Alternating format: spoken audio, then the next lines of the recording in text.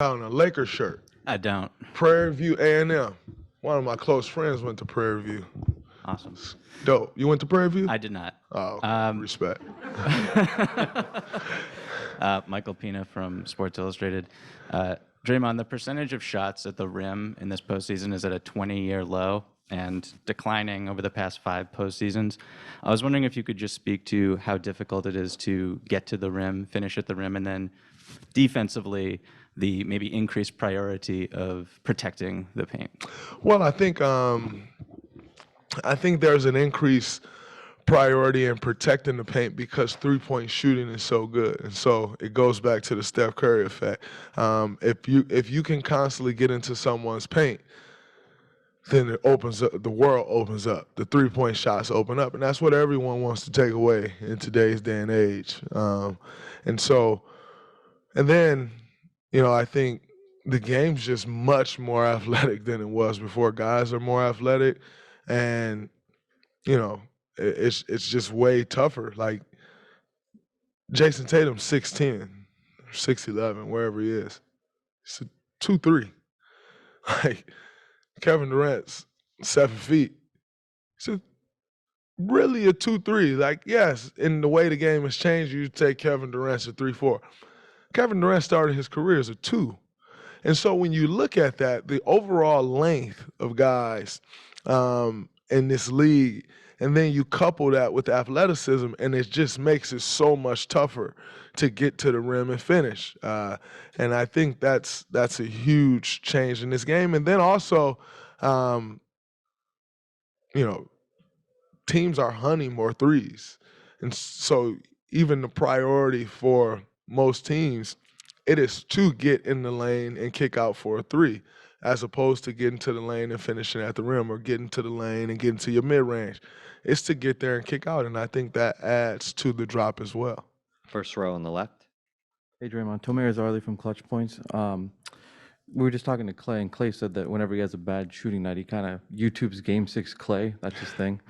I was curious, have you been around him when he does that at all? And do you have like a Game 7 Draymond that you YouTube whenever you have a bad game or something like that? I see your name, and I saw last night where you pointed out, or maybe 2 days ago, where you pointed out that there was a question I was asked about Kevin Durant, and that's why I mentioned him.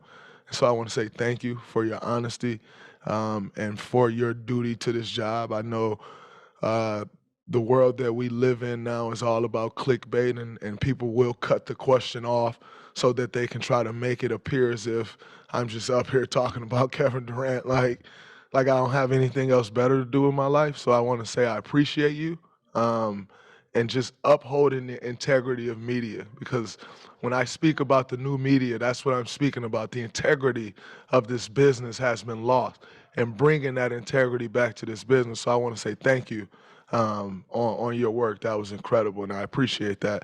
As far as Game 6 Clay, I haven't seen him YouTubing it, and the reality is if I did, we'd probably make fun of him.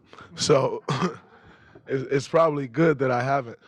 But I think for us, what's up, Mark? I think for us, you tend to go back to those experiences. You tend to draw from that, and because ultimately, when you think about things like from our perspective, especially a shooter like Clay, you always hear the term, get to the free throw line or get a layup, because you just need to see the ball go in the rim. It's not always that simple in the game. And so if you can go back to that and like, just a reminder, like, I know I can do that. I know what I'm capable of. I can go back, I can feel that, and it gets you to feeling good about yourself. I think that's a very big deal, and I think that's an underrated thing. It's the power of the mind. I always talk about how powerful one's mind is. Obviously, we all know that in the world.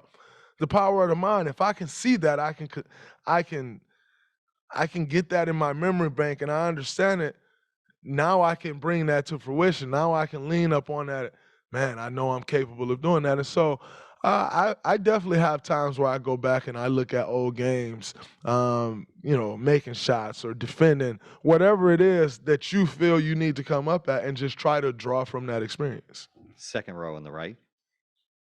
Boy, Manning, say on this media, Draymond, how much through the first two games have you felt that this series is kind of a contrast of styles and, some of the physicality you tried to instill in game two? Did you feel like that was a response to something the Celtics were doing in game one or just something you saw coming into this series that you felt you needed to respond to? I just thought it was something that we need to bring. You get to the NBA Finals and physicality and meeting force with force is important, and so it's just something that you have to bring to this game. I thought, when I looked back at game one, when I watched the film and even just how I felt, I just didn't think they felt us enough. And you can't get to this stage to this level, and the reason you lose is because a team didn't feel you.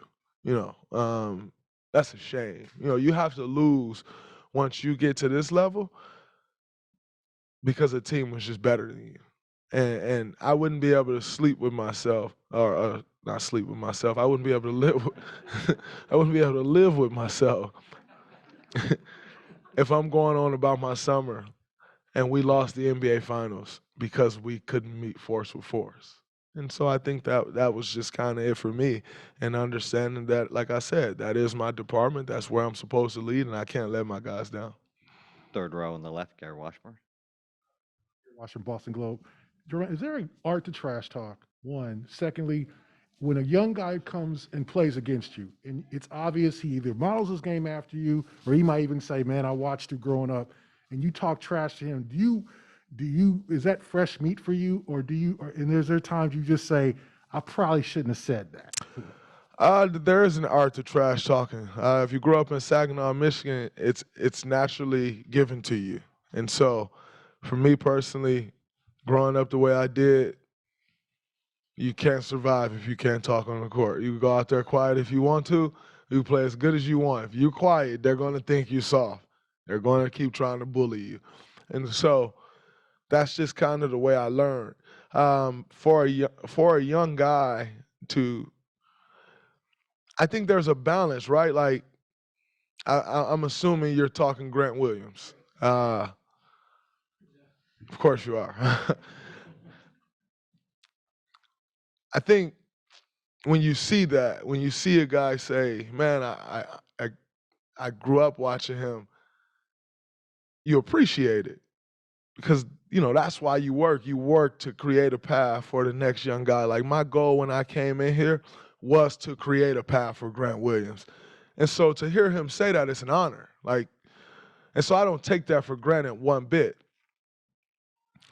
When a guy comes and starts, when you say that and then you start talking junk to me, then yes, I'm going to say something about that, of course. But, like, I didn't say anything about that game one because he wasn't talking to me. Like, I'm not going to go watch his press conference where he gives me props, where he appreciates my game, and then go throw it in his face. Like, that's whack to me. Like, I'm not doing that. That's just not how I roll.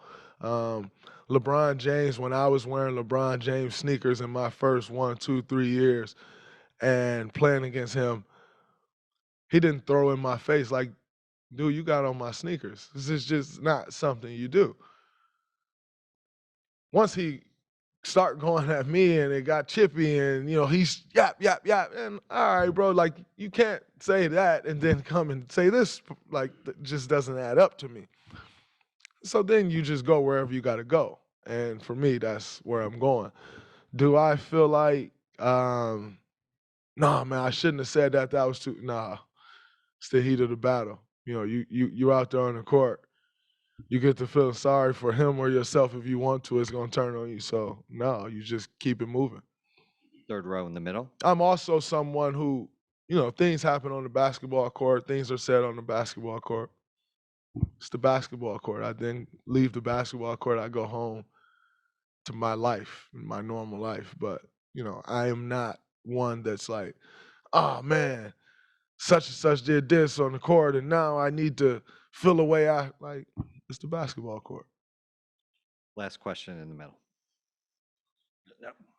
Joseph Pavone, CLNS Media. Draymond, along those lines, who's a player that you saw growing up that may have taken that out of you in terms of like giving you that tenacity, that aggressiveness?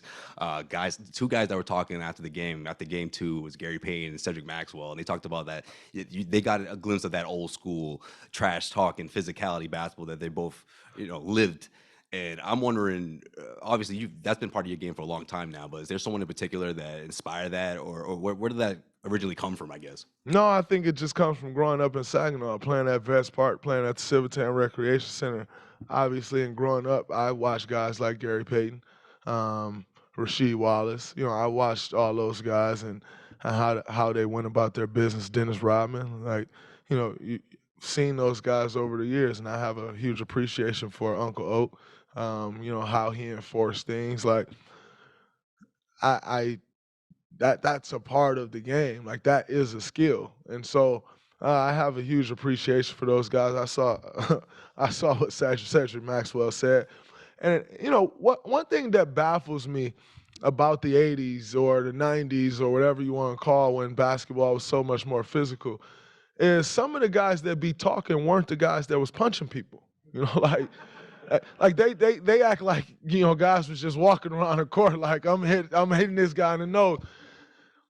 There were a few guys back then that would lay you out, that would knock you out, that would foul you and get thrown out the game. Bill Laimbeer, Rick Mahorn, but everybody running around acting like they were that. Y'all were getting bullied, and so it baffles me when every guy, just because they played in the '80s, just because they played in the '90s. It's like, man, if you played in our day, you get knocked out. Like, no, not really, because it wouldn't be you. So, okay, you saying Rick Mahorn would have knocked me out. Rick Mahorn probably knocks you out. Like, Bill Laimbeer probably lays you out. So were there enforcers of that time? Of course. Would they have knocked you out? Of course. Their fine was also $2. Like, it's just not the same day and age. If I go knock somebody out, I probably get fined $1 million. Like, it just don't work the same. And so, when guys get to making these comparisons or talking about, oh, if you played in this day and age, like, yeah. And if you played in this day and age, you would have had to be way more skilled than you were. And it's just different, like comparing the physicality to the game and everybody acting like they were just the most physical and brutal enforcers. It's like everybody acting like they shoot the ball like Steph Curry today. It's like then it was physical. Now it's shooting. Everybody can't shoot the ball. Imagine me in 20 years like, man, if you played in my day, you had to shoot. Guys did shoot better and more. But that don't mean you shot that well. And so it just baffles me when guys get out here talking and they ain't got, we got YouTube and you can pull up them highlights and they ain't got no YouTube fights. Like you see them on the court getting bullied, but they talking about you and got punched in the face. These people be killing me. Y'all enjoy y'all day. Thanks a lot, Draymond.